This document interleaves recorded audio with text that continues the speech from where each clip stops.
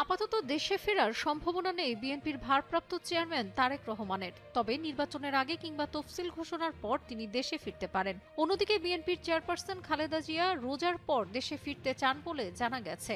লন্ডনে তারেক রহমানের ঘনিষ্ঠ একাধিক বিশ্বস্ত সূত্র জানিয়েছে, ঢাকায় তার থাকার জন্য বারিধারা ডিওএইচএস এর একটি বাড়িতে বড় ধরনের সংস্কার কাজ চলছে। এটি তার স্ত্রী ডাক্তার জোবাইদা রহমান ও তার বড় বোন শাহিনা জামানের উত্তরাধিকার সূত্রে পাওয়া বাড়ি, যা দীর্ঘদিন ধরে অব্যবহৃত ছিল। সূত্র জানায়, বাড়িটির কিচেনে বাথরুম সহ বেশ কিছু অংশ আধুনিক ডিজাইনের সংস্কার করা হচ্ছে।